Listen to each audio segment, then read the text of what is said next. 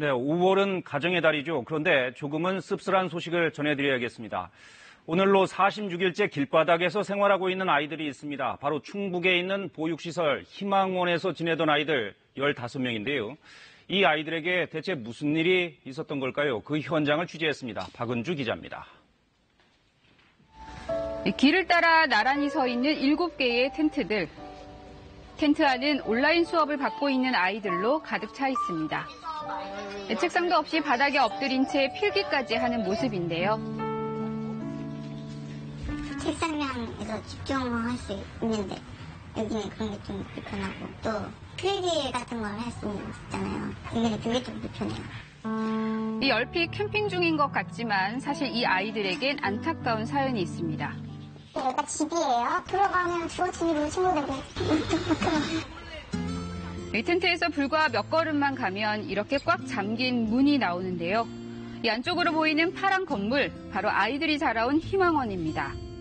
이곳에서 살던 아이들이 닫힌 문 앞에서 텐트를 치고 생활 중인 겁니다. 저희 텐트가 오지 않가려요. 저는 딱 올라있어요. 이 길 위에서 생활이 오늘로 46일째. 대체 무슨 일이 있었던 걸까요? 희망원 아동 학대 조건이 나와가지고 한 달 정지가 행정처분으로 내려왔다고 저희한테 말씀해줬어요. 지난 2월 이 시설 종사자의 아동 학대 사실이 드러나면서 이 희망원에는 한 달간 사업 정지 행정처분이 내려졌습니다.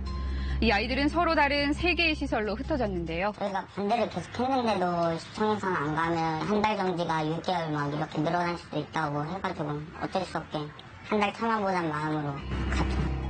그러나 아동학대와 성폭력 등 추가적인 범죄 사실이 더 발각됐습니다.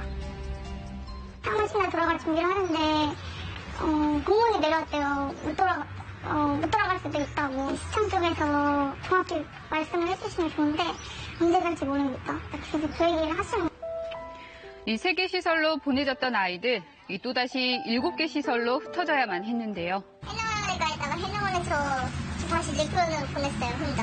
어이가 없었어요. 희망원으로 돌아갔으면 좋겠어요. 이 불안해진 아이들은 하나둘 서로를 찾기 시작했습니다. 다 같이 톡을 만들고 이제 우리 희망원이 다 같이 갈 사람 해가지고 3월 17일에 정확히 모여가지고 여기 있게 됐어요. 이 아이들이 선택한 건 노숙생활, 처음엔 돗자리 하나뿐이었다는데요. 이 보다 못한 시민단체와 자원봉사자들이 텐트를 마련해줬습니다. 희망원에 있을 때 단체가 있었어요. 그 봉사자분들이 그분들이 와가지고 저희 텐트도 도와주시고 음식은 어떤 봉사자분들이 오셔가지고 주실 때도 많아요. 하지만 3월 말 결국 희망원은 시설 폐쇄 처분이 내려졌는데요. 최근 5년간 아동학대와 성폭행 등 15건이나 잇따라 발생했지만 희망원의 재발 방지 노력은 미흡했다는 게 이유였습니다. 아동학대로 교사들이 이제 수사를 진행하게 되고, 그다음에 이전에 있던 성폭 사건이 또 이제 불거져서 그런 부분 때문에 서서히 이렇게 많은 사건이 일어나는 곳에 다시 이제 들어가서 보호받는 거는 적절하지 않다고 판단해서. 그런데 이 과정에서 이 아동복지법상으로도 보장돼 있는 아이들에게 충분한 설명이 이루어지지 않았는데요. 원장님한테도 처분이 내려왔고 시험장 그때까지 내려왔는데 왜 폐쇄까지 이루어지는지 저희는 그게 좀 의문이었고, 그냥 무작정 폐쇄만 촉구하시고 너네 그냥 다른 전원 조치되면 끝 아니냐 이런 식으로 또 얘기를 하다. 그러다 보니 아이들이 입은 마음의 상처가 클 수밖에 없습니다. 피해자는 우리인데 왜 우리가 또 피해를 봐야 되고, 그런 부분에서는 어떻게 가해 처벌 조치가 이루어야 된다고 생각하는데 우리까지 왜 피해가 되고 부모님한테 벌어지고 여기 왔잖아요. 아니 벌어졌는데 왜 또 한 번 벌어져요? 제가 잘못한 것도 되지 않아요? 이 전문가들도 이 부분을 지적합니다.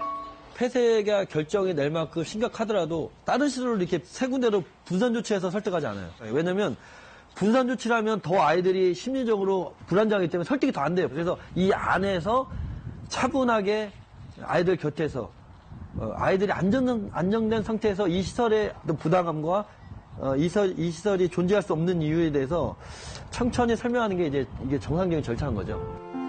하지만 관할 지자체인 청주시는 폐쇄 결정은 적법한 절차였다면서 이 상담을 통해 아이들의 의견을 최대한 반영할 계획이라고 밝혔습니다. 서울과 청주를 오가며 시위까지 나선 아이들에게 희망원은 어떤 곳일까요? 태어나자마자 2달 뒤에 왔습니다. 애들은 태어나자마자 왔어요. 저한테는 소중한 집이고 저희가 어렸을 때부터 살던 곳이잖아요. 이미 적응해갖고 컸었던 곳이었는데 여기가 저 고향이니까요. 태어날 때부터 쭉 살아가지고 가족이죠, 가족. 이 아이들이 바라는 건 딱 하나, 가족과 함께 사는 것입니다.